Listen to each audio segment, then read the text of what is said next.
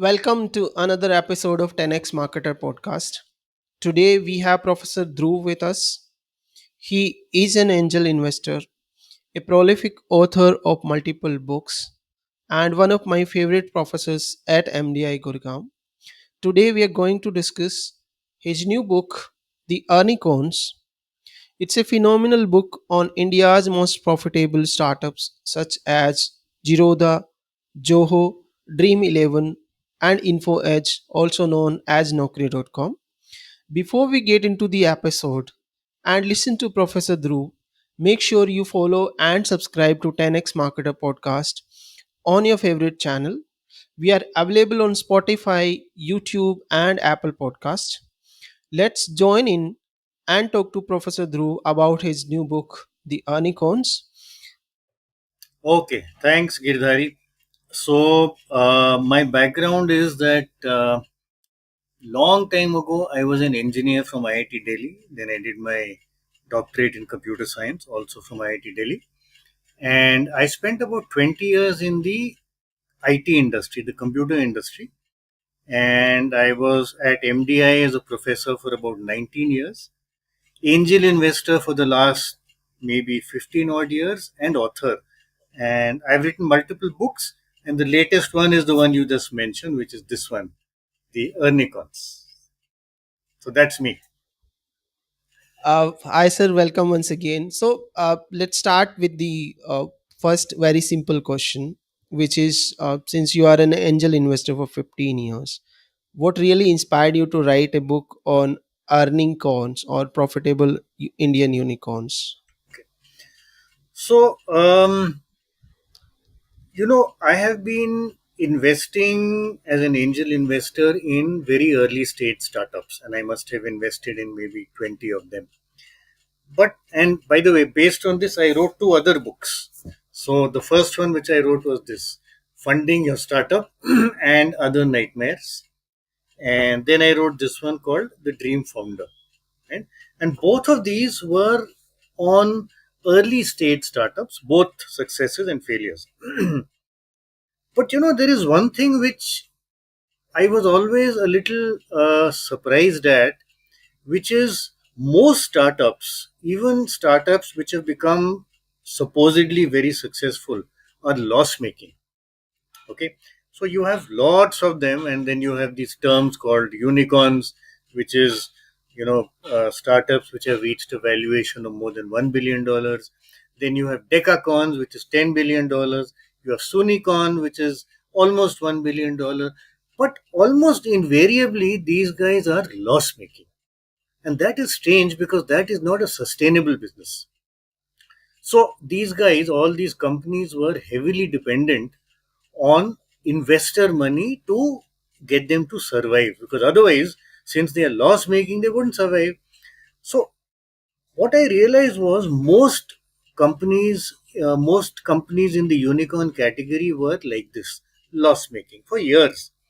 However, there were a few companies, very few companies, and I think in India there wouldn't be more than maybe 8 or 10, which were unicorns, highly successful, they were market leaders, and they were also profitable. So they were not dependent on investor money, right? And I was quite fascinated by this. I said, look, if there are so many companies who are simply chasing investor money, but there are a few of them who are not, and they're building real businesses. So you must, you know, the audience here must realize the word unicorn is actually, it's a mythical animal. It is not a real animal. Similarly, a unicorn is a mythical company. It's loss making, so it can't be real. It can't survive, right? So what I did was I said, look, since there are just a few of these companies which are profitable and unicorns and market leaders, let me study them. And when I spent time with these companies, these guys, it was absolutely fascinating. And that is how I created this term called Ernicons, which is unicorns which make money. And that's the subject of the book. So that's how it all started. Okay, sir. So that makes the next question easier for me because it's the follow up question on the same thing. How did you come with the term Earnicon? And though it's really fascinating that it actually covers what it really means. Yeah, exactly. And when you analyze the Earnicons against the traditional startups or the startups that came to you for pitching as an angel investor, what are the traits that really makes them different from other unicorns? Okay, great. So, first of all, the term. I realized that the term unicorn was very, very popular, right? So I wanted to build something around the term unicorn, and these companies were earning money. So unicorns which earn money, Earnicons. Okay, that's how the term came up, and hopefully you will make this term more famous. So that's the background of Earnicons. When I met these founders and when I spent time analyzing these companies, I realized one fundamental difference between them and all these unicorns which are loss making. One fundamental difference. There were many other differences, but there was one fundamental difference.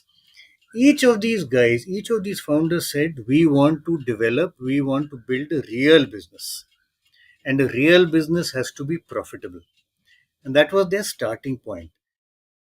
If you look at typical loss making unicorns, and there have been many of them who I don't need to name, I mean, all of the people in this audience know who these are. Um, they will grow at any cost.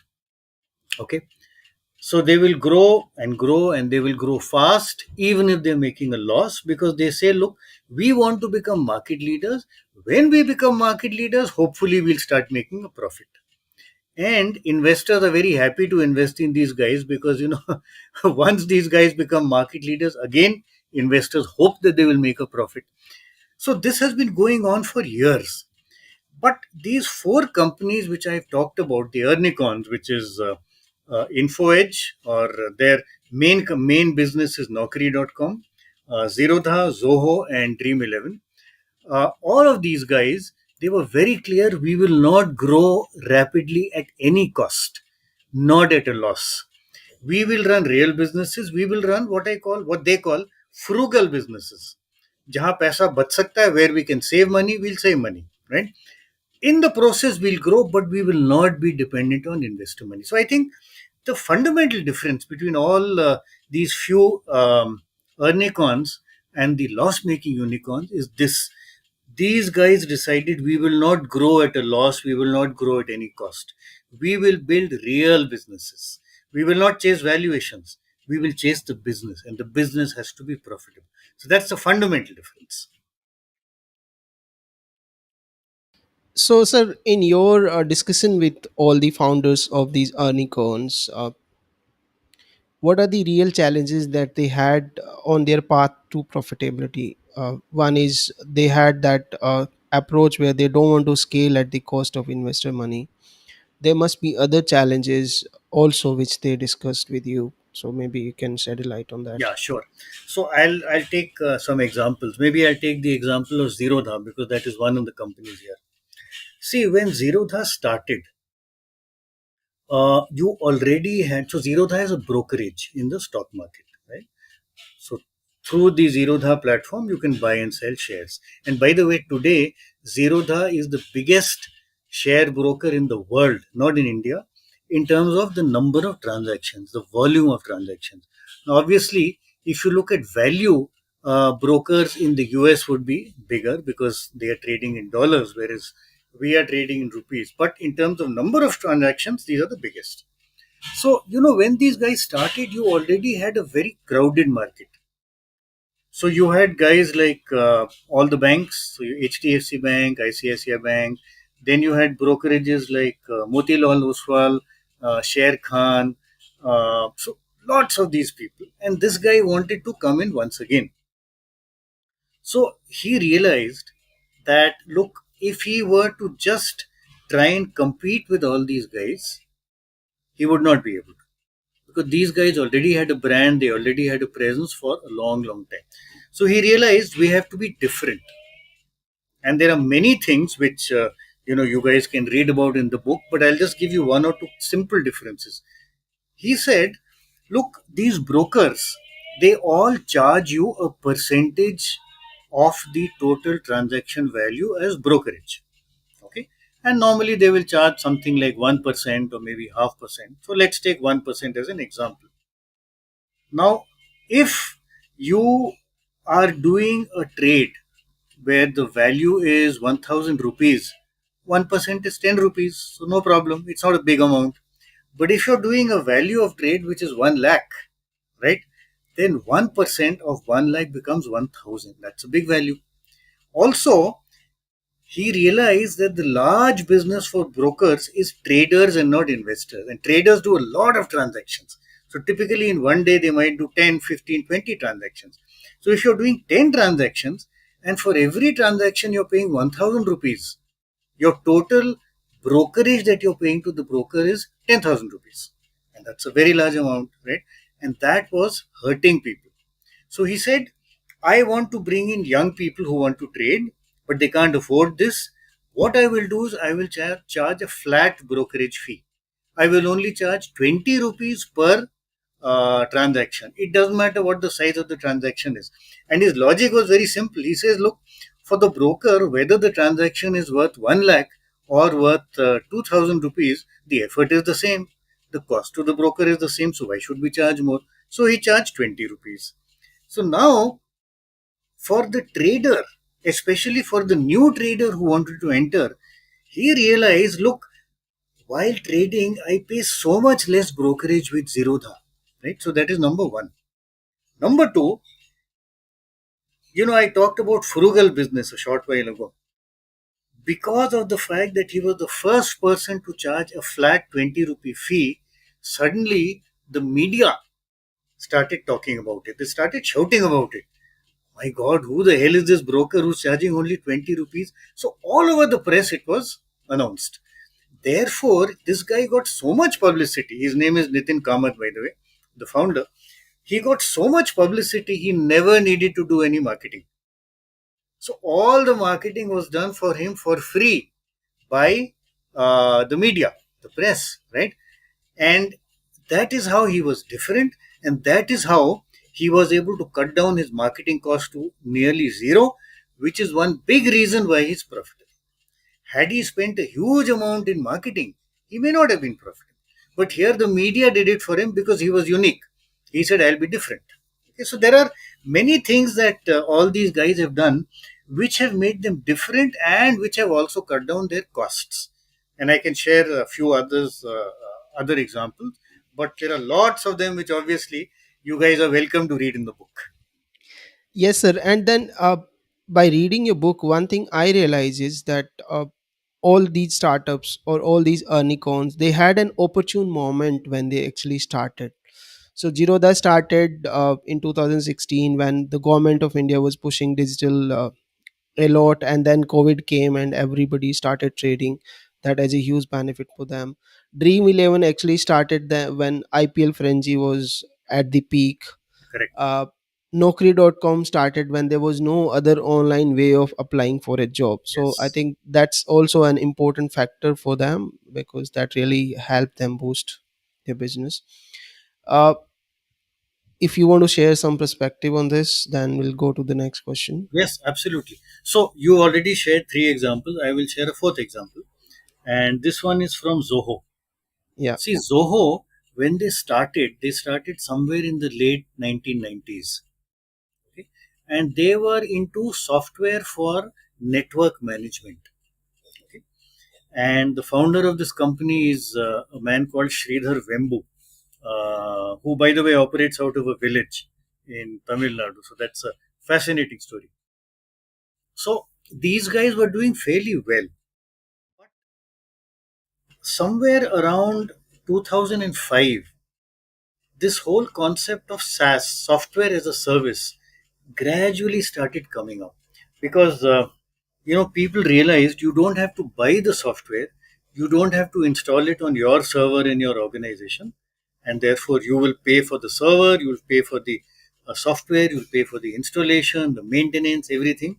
Instead, what you can do is the software vendor is already running the software on his server somewhere on the cloud, and we will only access it and we will pay per transaction or per month. So that is the concept of SaaS.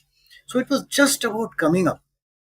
And Sridhar, the founder of Zoho, he realized that this was a golden opportunity.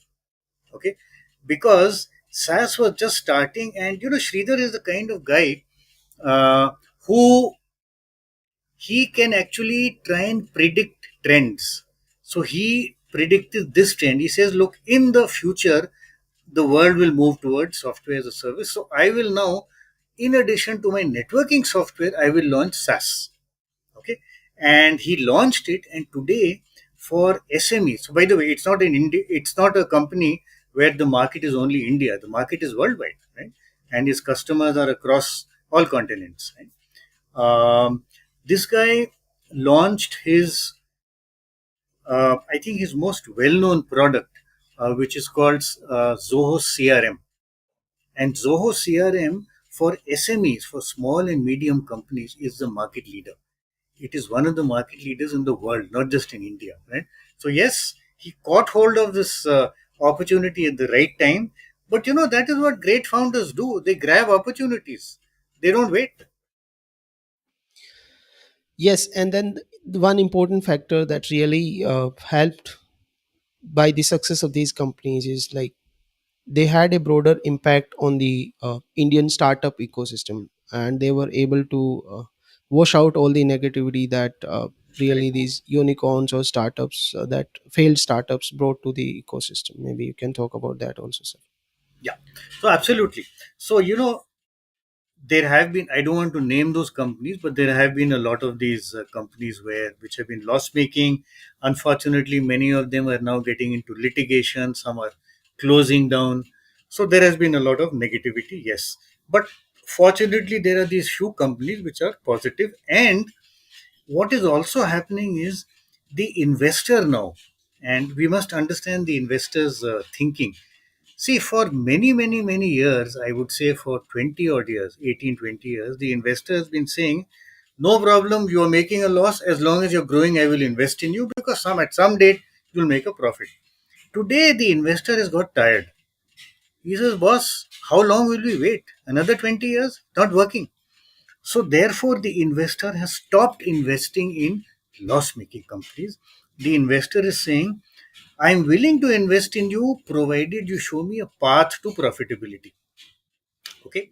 And that is the attitude of the investor. And he's saying, look, there are these Ernicons. Quick, the investor is not using the term Ernicons yet, but hopefully at some stage he will.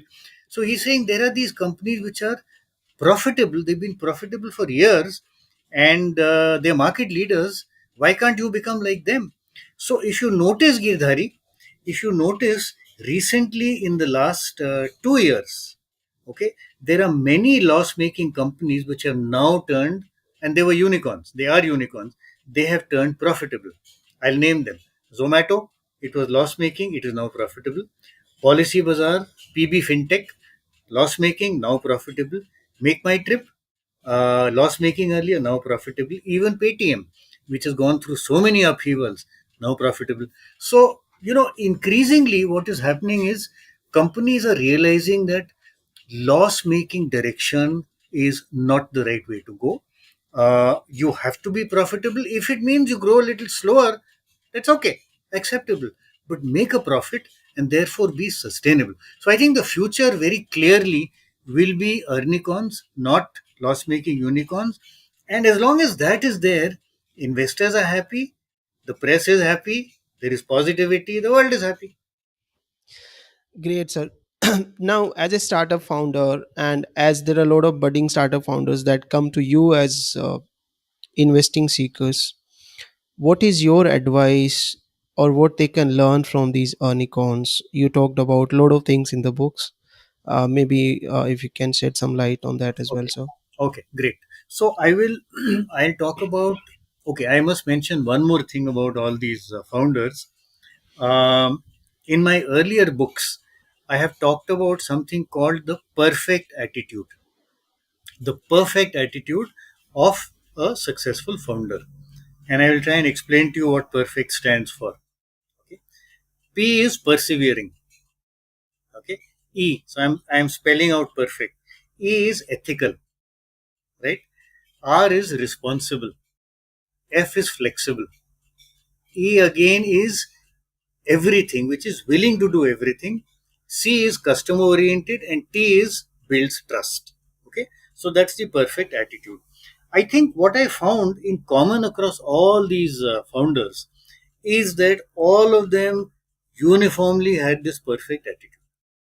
Okay, and I'd give you a couple of examples.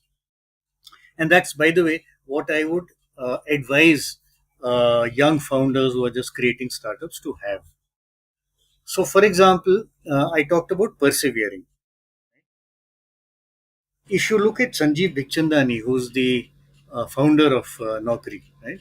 He had a phenomenal background. So he went to St. Stephen's College, which is one of the best in the country. Then he went to IIM Ahmedabad to do his MBA, again, the one of the best in the country. And then he worked with a multinational for about 2 3 years, right? So very good experience, terrific qualifications. Then he decided to do something on his own. This was the year 1990. For 7 years, Sanjeev Bikhchandani was just groping. He didn't know what to do. He tried multiple things, they failed. He tried more things, they all failed. For large periods, he did not take a salary because he could not afford to take a salary. 1997 is when he finally launched Naukri.com. Okay, that is when the startup began. And today, as you know, Naukri.com is the has about a 70% market share in the white collar recruitment market, and it's a monopoly. I mean, anybody who wants a job first thinks of Naukri.com, right? But look at the background. 7 years, Sanjeev kept fighting, battling, persevering. So I go back to my perfect attitude. P is persevering. Boss, you got to keep persevering, keep on attempting it, keep on trying, keep on trying. Someday, hopefully, things will happen. You can't give up, right? So I think that's the most important thing for any founder. Most important thing by far. I'll take one more example, and then the rest of the perfect attitude, obviously, your viewers can read about in the book. So I'll talk about Dream 11. So I had met the founder. His name is Harsh Jain, and then I met their other management as well, and I had been to their office. Now I must explain how Dream 11 operates. I would assume that your viewers have seen the ads. आप Dream 11 पे team बना लो, right? Which is you make your team on Dream 11. So basically, how does it work? You have two teams playing. So let's say India and England playing, or India and Australia playing, and therefore there are 22 players in all in that match. You can choose, each person can choose on the Dream 11 platform any 11 of these players.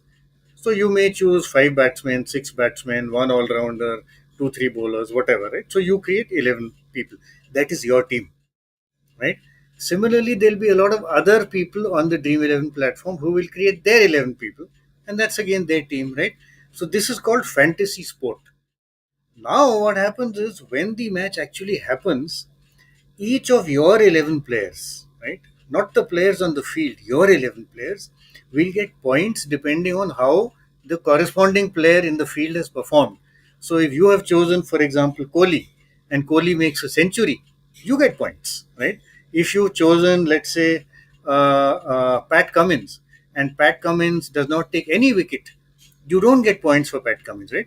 So total, uh, the total number of points that you have accumulated is counted, and then all the other players who are playing, their totals are also counted.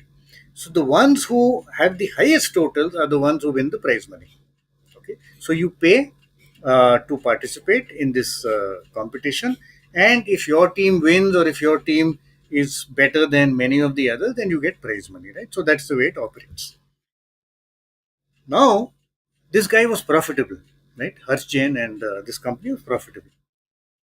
In COVID times, as you know, there were no sports. People didn't go out of the house, no games, right? So if there are no games, there are no matches, there is no fantasy sports. How do you choose your team? There is no match, right? So therefore, during this time, for about 1.5 years, the revenue that Dream 11 earned was almost zero. They had tiny little bits of revenue from some other sources, but it was almost entirely zero because there was no fantasy sport, right? And therefore they were making a loss for this 1.5 years. No choice, right? Now, look at the way internet companies operate. When you are not making revenues, when you're making a loss, what is the first thing you do? What is the first thing the company does? Sack people. I'll sack 500 people, I'll sack 200 people, I'll sack 1,000 people. Suddenly it comes in the media. And all the team members, right, are very scared because they don't know who's going to be sacked next. You know what Dream 11 did? Dream 11 did not sack even one person during COVID times. Okay? They could do that for two reasons. One, of course, they were profitable, so they had a surplus which they used.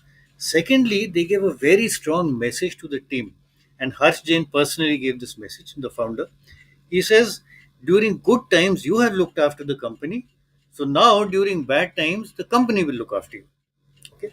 Now, when you do a thing like this in an environment where every internet company, the first thing they do is sack people, what does it do? It builds phenomenal amount of trust in the minds of the employee, the team member, because he says, look, this company will look after me, right? And if you go back to that perfect attitude which I spoke about, so P was persevering. I give you the example of Sanjeev Bikhchandani. T is builds trust. This is how this company was able to build trust in its team members. And by the way, they also build trust in their customers by being 100% transparent. So because of this, in internet companies, manpower turnover can be 100%, can be 50%, can be huge amount. These guys have a manpower turnover in single digits per year, which is unheard of. Why? Because they have built solid amount of trust in their team. So these are some of the things which I think going back to the question you asked, these are some of the things which any founder needs to take care of. Persevering, ethical, responsible, flexible, customer oriented, willing to do everything, builds trust. Awesome, sir. So my next question is kind of a follow up to something similar. Let's talk about one thing that is extensively discussed and researched in this book, which is the culture within the company. Uh, what is common between all four, and what is contrasting in terms of culture when you compare these four companies? Okay. So interesting thing is culture across all the companies is common. I gave you the example of Dream 11, where they look after their people. They give them responsibility. They let them grow. If so, by the way, all these companies, they are not concerned about qualifications. You don't have to have an MBA. You don't have to have an engineering degree. You could be a simple graduate. In some cases, not even a graduate. As long as you are competent, we will take you on. You will grow. Okay, and we will give you freedom to grow. There's nobody sitting on your head and asking for and doing micromanagement. So across all these four companies, this is the way they operate, right? I'll give you one very interesting example, an extreme case of Zoho. Okay, you talked about culture. What these guys have done is they operate out of villages. They operate out of villages in Tamil Nadu, and now increasingly they have also gone to Andhra, Telangana, and Kerala. Okay. In fact, Sridhar Vembu, who's the founder, he operates out of a village called Mathalamparai. Have you heard of it, Girdhari? Mathalamparai? I had not heard of it. No, sir, I'm hearing it for the first time. Same here. It is in the district of Tenkasi, which again I have not heard of, which is in Tamil Nadu, South Tamil Nadu. Okay. Why? Sridhar Vembu feels, he feels that look, When people come to big cities like Bangalore or Gurgaon or Delhi or Pune or Hyderabad and work, many of them have left their parents' homes behind. Okay, so they have to get a rented place, right? They have to arrange for food, good food, and normally, if you're not cooking on your own, if you're not staying with your parents or staying at home, getting good food, healthy food is not easy, right? They have to commute a lot, which means they will waste a lot of time, they'll waste energy. He says, rather than people migrating to cities to do jobs, we will migrate to villages so people around those villages can come. So these young people are in their homes with their parents, eating good food, not worried about rent, not worried about electricity, not worried about, today we don't have water, today we don't have this, that, and the other. And they will cycle to or sometimes even walk to the office, which could be maybe just 2-3 kilometers away in the village. Right? People, because of this, he's able to get phenomenal people from rural Tamil Nadu and now rural Andhra and Kerala and so on. And the productivity is very, very high because these are guys who don't have to worry about other problems like, house rent and electricity and food and so on. Everything taken care of by their parents. Right? So I think it's a absolutely unique experiment has been done by this man. And basically, what has he done? He said, I want to make life comfortable for my team. And I think that is true across all four companies. So, very clearly, we will make life comfortable. We will not only look for qualifications, we look for the right attitude. We will build teams that are proud of the company they're in. All these companies, by the way, have very, very low turnover. So, culture wise, absolutely nothing different across these four. There are some differences, major differences, but they are not in culture. So I'll share one example. And this again I found very interesting. Um, Zerodha and Zerodha and Zoho, they never took any investor funding. Never. Okay. And they are market leaders, right? Zerodha is the biggest stockbroker, and Zoho is the market leader in SME level SaaS products. Never took money. Okay. Why? They said once we take investor money, investors get involved in running the company. And for every decision, we have to go back to them. Okay. That makes us very slow. And if we have to survive in this world of the internet, we have to be fast. We have to be nimble. We have to be able to take quick decisions, and we don't want interference from investors. So they never took any money. Dream 11 took money 8 times. Okay. Now he is not, last 4 5 years, because he's been profitable for a few years. And he says, so by the way, Zoho and Zerodha say not taking investor money is one of the best decisions we've taken because that has enabled us to be nimble, quick. We can take decisions on our own, don't have to go to investors. Dream 11 has said, Harsh Jain has said, one of my best decisions was taking investor money because I didn't know how to run the business, and investors, the experienced investors, gave me a lot of guidance and advice, and I'm grateful to them for that guidance.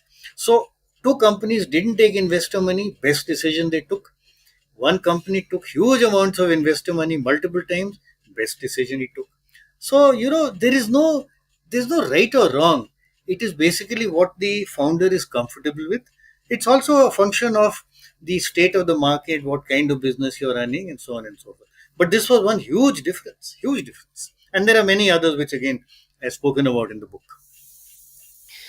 Yes, sir. And based on your experience as an angel investor, which are the sectors and industries which will have the next wave of unicorns in India, or Earnicons, I Yeah. would say, in I India? don't use the term unicorn anymore.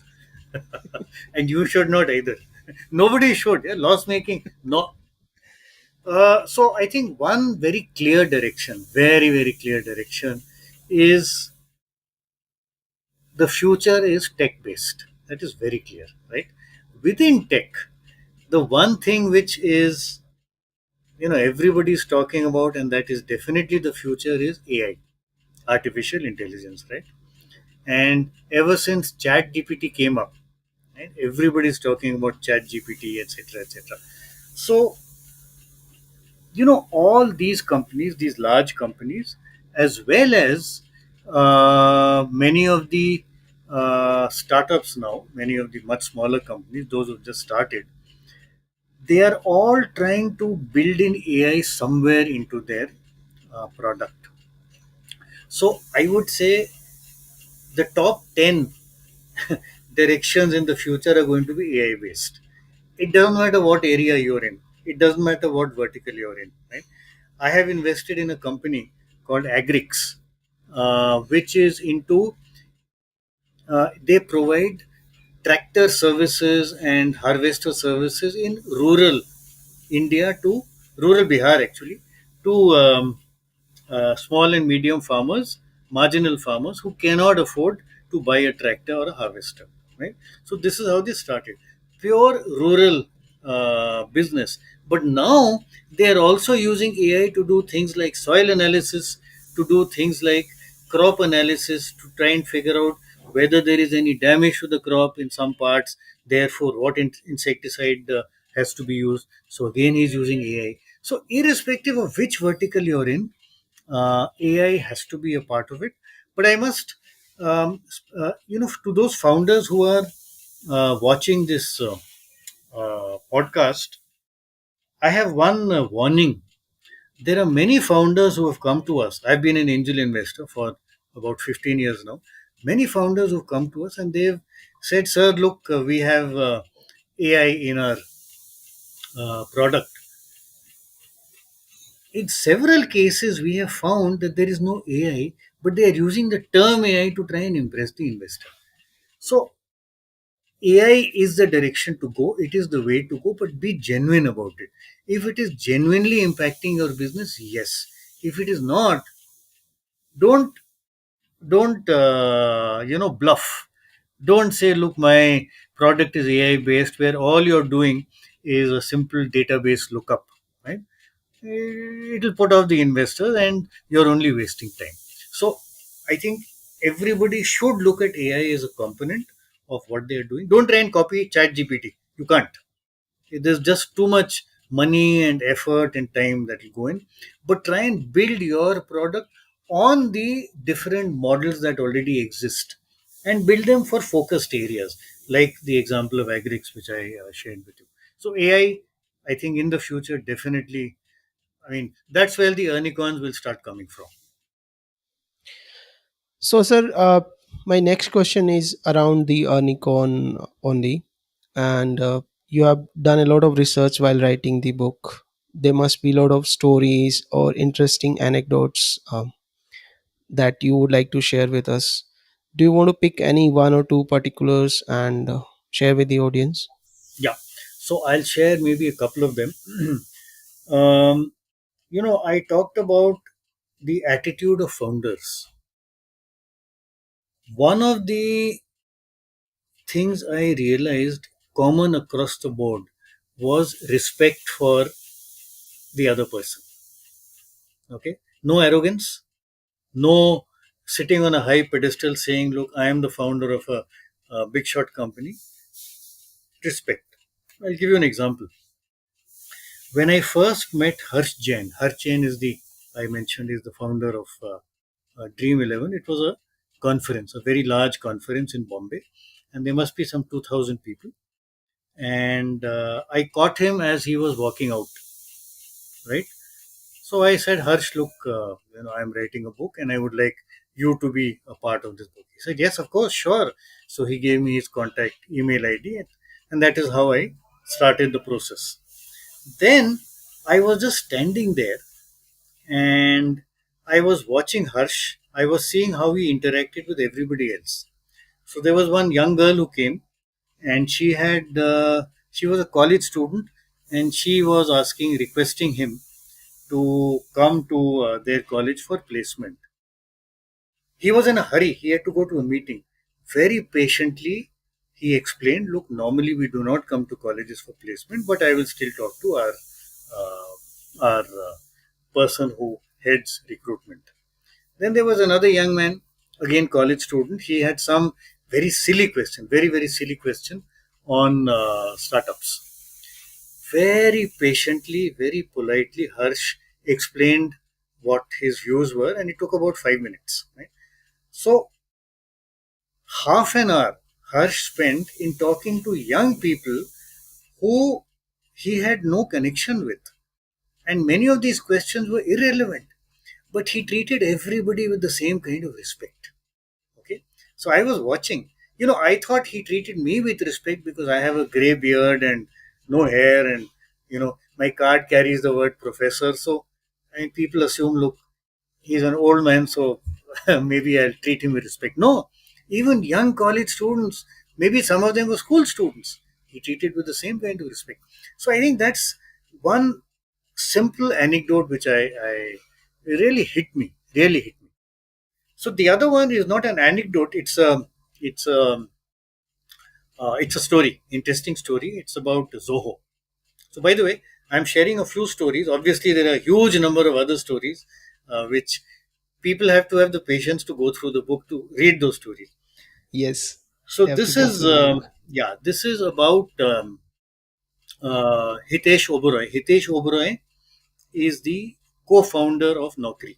So Naukri has two co-founders. One is Sanjeev Bikhchandani and the other one is Hitesh Oberoi. And he is the managing director. Okay. So InfoEdge, which is Naukri, the parent company of Naukri, that's a listed company on the stock market. So they have annual reports which they publish and they send to all their shareholders and to the press. So normally in their, in an annual report, the first thing that you get is one long statement by either the chairman or the managing director, right? Chairman statement or MD statement or whatever. So Hitesh was the MD, so it was his statement. And this was the year after COVID. Okay. Normally they talk about how the company has done, the fact that it has grown, the fact that they've got into new geographies, new markets, more profitable, etc., etc. No. Hitesh Oberoi started. The first paragraph was, we lost four of our people to COVID. And they were junior people, right? We lost four of our people. And the first full paragraph was about condolences for these people and their families. Okay, so I take you back to the same thing that I saw with Harsh, respect for people, right? And these founders are all unique. There's no arrogance. There's no feeling of I am the boss and sorry, I don't want to talk to you. Yes, they're busy guys, obviously, so they can't give everybody an appointment, but their approach to people is just phenomenal. You respect them for the fact that they respect people. Awesome, sir. So I think this comes to the end. Any final comments or parting remarks before we close this episode today? Yeah, I think one very important thing which I'll again share with your audience. I go back to the perfect attitude, right? And one of the letters there is R. R stands for responsible, right? People, founders need to take responsibility, right? And when you say responsibility, it means multiple things. If something goes right, team gets the credit. If something goes wrong, I take the blame. Okay. I have seen a lot of founders of young startups, older startups, who, when something goes wrong, they find fault with the person. When something goes wrong, obviously it is the founders who has done the right thing. Right? When something goes right, all these guys behaved in a responsible manner. There were enough things which went wrong, and they took the responsibility for it. For example, Naukri, they had invested in one company which bombed, completely bombed, right? And Hitesh and Sanjeev very clearly said, it was our decision. We don't blame anybody else. our mistake. And they said that very clearly to the shareholder. So, when you do that, then all the people you are in touch with start trusting you. Look, these guys will take ownership. So I think that's very, very important for any founder to keep in mind. Otherwise, I mean, the world of startups is out there waiting for you guys to get in. Uh, Identify an area that you're passionate about. You must be passionate about it. Don't chase valuations, chase the business. Make it a profitable company. Make it ultimately an Earnicon. That's an awesome remark, sir, as a parting remark for this podcast. Guys, thank you so much for listening so far.